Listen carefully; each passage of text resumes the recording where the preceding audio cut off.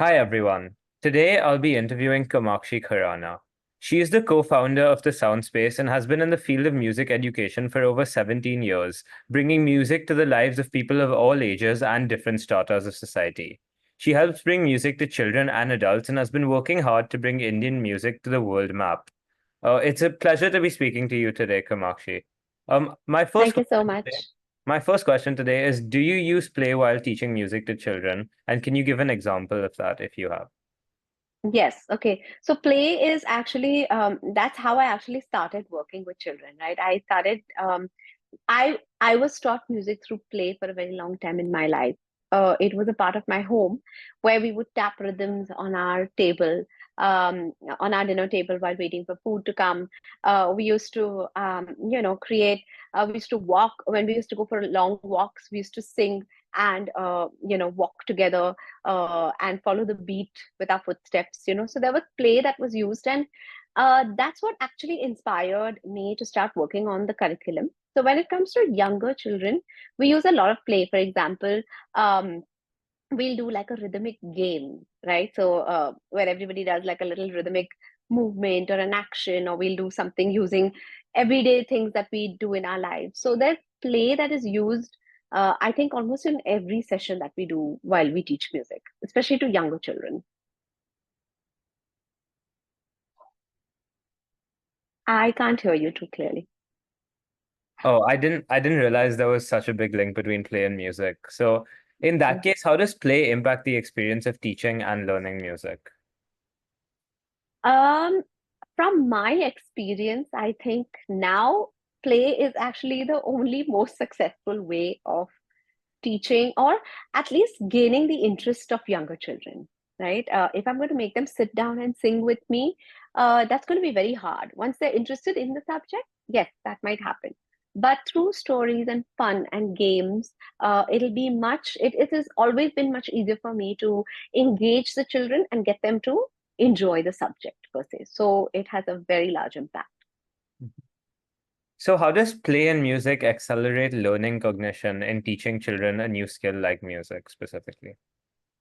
Okay, that's a very interesting question because music is all about the left and the right brain working in sync with each other, right? So we are talking about building concentration, which is why you see a musician has to have a very high level of concentration to be able to complete a certain piece of music or to have a musical expression, right?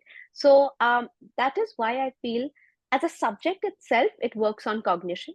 And when we use play, we're working on different parts of the brain, the left and the right. The left is just a logical, rhythmic, pattern like movement, and the right, which is the creative. So when we do that, you're only enhancing concentration and building a higher chance for the student to really excel in the subject. Mhm. So just to draw a line between play and music, specifically as a Yeah, music teacher for Indian classical music, which is so disciplined and yeah. intense, do you think it's beneficial to combine play with music, or is music alone sufficient to capture the attention of children? Yeah, just like I answered, I think 2 questions ago, I think it's very important to bring in play. Also, it's because of the generation we are teaching, right?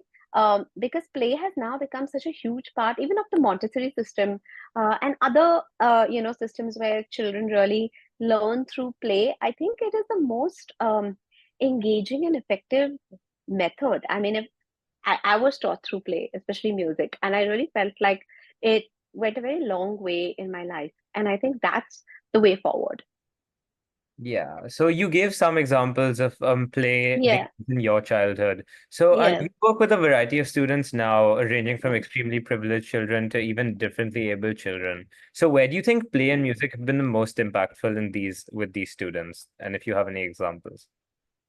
So with differently able students, I think play is very impactful because we also use certain materials and props.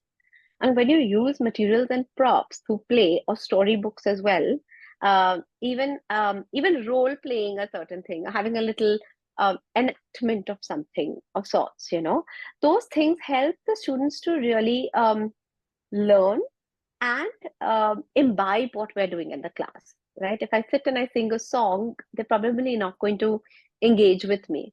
not for any other reason, but it is their cognition which is stopping them from doing that. But if I bring in playful things into my classroom, it helps me to gather their attention and create a more holistic class.